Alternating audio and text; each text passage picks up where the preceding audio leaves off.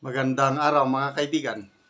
Bigyan natin ng reaksyon itong mga pahayag ni Senator Aquilino Pimentel sa isang interview na kung saan nananawagan na siya sa taong bayan na mag-ingay, makialam na sa nangyayaring kabalastugan sa ating bansa, lalo na sa budgeting. Okay, so ito, vlog ni Jones Day Channel, panood ko, maganda. So, pakinggan natin ito at bigyan natin ng reaksyon. Ito, hindi na nakapagpigil si Senator Coco Pimentel. Nananawagan na mag-ingay. Mag-ingay na po ang mga member ng mga PhilHealth, ang mga health advocate, dahil nga po winalang hiya itong budget ng Pilipinas. Winalang hiya po ng ilang mga senador, ilang mga congressman. At hindi na po si Senator Coco Pimentel medyo malumanay magsalita, pero napipil ko galit eh. Galit yung mama. At nananawagan na nga, mag-ingay na. At hindi lang yon. Pumunta po sa Supreme Court, questionin itong mga pinaggagawa nila sa budget ng Pilipinas. Pag-usapan po natin yung ginawa rin ni Grace po. Kaya po maganda pong pag-usapan yan. Pakinggan po muna natin itong interview kay Senator Coco Pimentel. Is that lawful? That's a good question. Kaya sinabi ko nga rin sa interpellation ko, we are inviting another.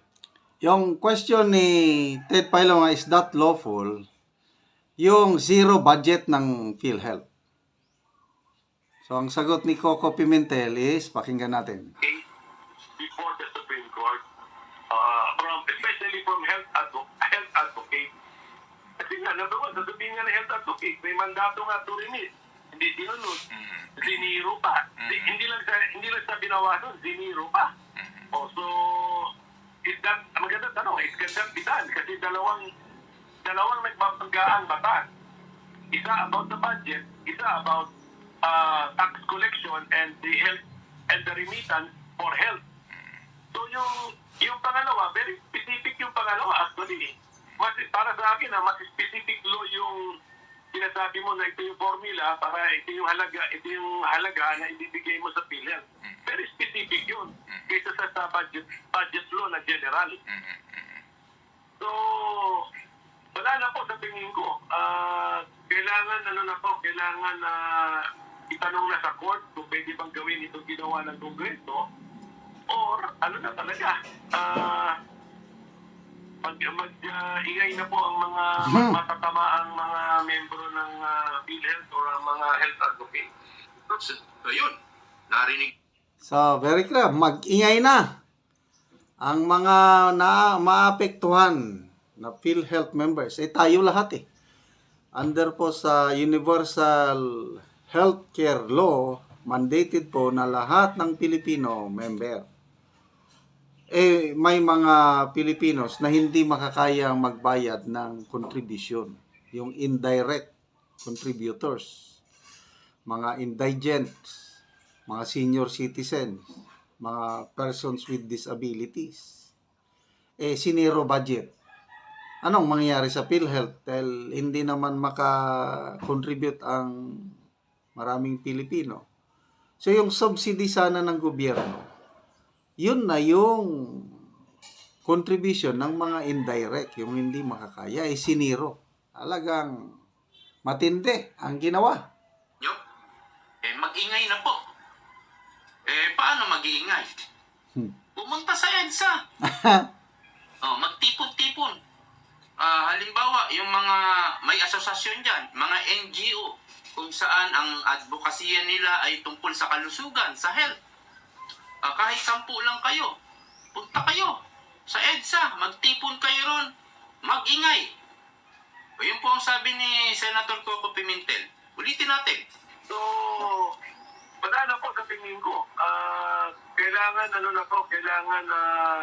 itanong na sa court kung pwede bang gawin itong ginawa ng Kongreso or ano na talaga,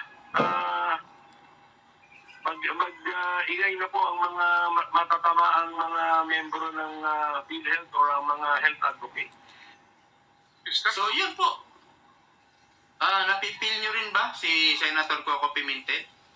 Galit na eh. Kaya lang, hindi siya yung taong sumisigaw, di ba? Yung nagwawala, hindi siya ganun eh. Kilala naman natin, matagal na. Ganun talaga siya magsalita. Pero napipil ko, visit na yung tao. Dahil mayroon na pala siyang demanda nakaraang taon dito po sa budget ng 2024. Meron na siyang demanda, kaya lang, walang desisyon hanggang ngayon. Pending. Matatapos na yung taon, December na, wala pa rin desisyon. Doon sa mga hinaing niyang mga reklamo na sa tingin niya ay unlawful. No? Ang petisyon o reklamo ni Senator Pimentel, yung 2024 budget, yung biglang lumobo ang unprogrammed funds. Naging 800 billion. So, yung unprogrammed, parang yun na yung mga pork barrel nila ngayon. So, tama. Itong si Jones Day Channel na matatapos ng taon, wala pa rin aksyon ng Supreme Court. So, ito na naman, budget for next year, lumobo na naman, dagdag bawas, at ang malaking reklamo is yung PhilHealth, zero. Binawasan ang education budget ng 22 million. Tapos naidagdag yung AKAP, pinaghati-hatian na lang ng mga kongresista at senador. Grabe. At naulit na naman ilang times, ilang beses po na ang konstitusyon, ang batas ng ating bansa ay winalangya na naman. Yun ang term ko eh. Hindi na po sinusunod yung batas ng mga Kasi sila yung gumagawa ng batas, sila rin ang sumusuway sa batas. Okay, magbasa tayo ng mga comments. Princess Garcia, lahat ng employees, even employers are paying PhilHealth contribution regularly. Abay, milyon ang magproprotesta nito, praying na maisama ito sa concern ng INC at ibang religious group at magsama-sama sana sila para ipagtanggol ang pera nating lahat para mawala naman ng korupsyon. Yan ang reason kaya ayaw nila sa hindi magnanakaw. So, mas gusto nila yung kapwa nila magnanakaw. Sabi na isa, dapat talaga mag-people power na. Sobra na kagahaman ng gobyerno na ito.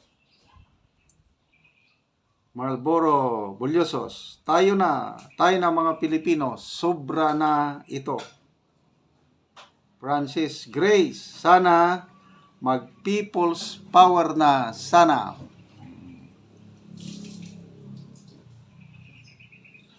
Marieta Aborca, yes na yes, mag-ingay na tayo lahat ng mga pundo ng department. Good morning, peoples. Annalyn Blas, people power na bago maubos ang kaban ng bayan. Rilyeda Gakan, mga senior citizens, gising na, zero budget PhilHealth. Ito yung kawawa, yung ako, senior citizen naman kaming mag-asawa. At salamat sa Diyos at kaya pa naming tustusan ang aming maintenance, pang-hospital, kaya namin. Ma-hospital man, makapagbayad pa kami. Papaano yung karamihan? May nabasa nga akong comments na hospital, 20,000 ang kanyang bill. Ang binayaran lang ng PhilHealth, 2,000 lang. Ganon din eh. Kailan ba yung na-hospital ako? Last year. Ganon din eh. Mga more than 20,000 din. Nung tinanong ko, PhilHealth, magkano? Gamay man, kuya. Mga 2,000 lang. Ganon kaliit ang share ng PhilHealth. Hindi mo maramdaman yung tulong eh. Akala mo walang pera ng PhilHealth, yung pala. 89.9 billion yung excess fund nila na kinuha ngayon ng gobyerno. So, Tapos ito pa, bagong kontrobersiya. Mabuti na lang, binuking ni Dr. Tony Liachon. May plano palang PhilHealth na mag-Christmas party ngayong December. Tapos anniversary celebration nila next year, February. Na booking yung 137 million na budget. Oh. So ngayon na booking, dinidinay na nila, hindi pa naman approve. Wala pa yan. Paano kung hindi na booking? Di tuloy-tuloy. Ganyan po ang kalakaran sa PhilHealth ngayon at iba pang ahensya ng gobyerno. Nakakadismaya. So, salamat, Senator Coco Pimentel, sa inyong panawagan sa taong bayan na mag-ingay na. So, ano ba yung pag-iingay? People power na. I don't know kung anong ibig niyang sabihin.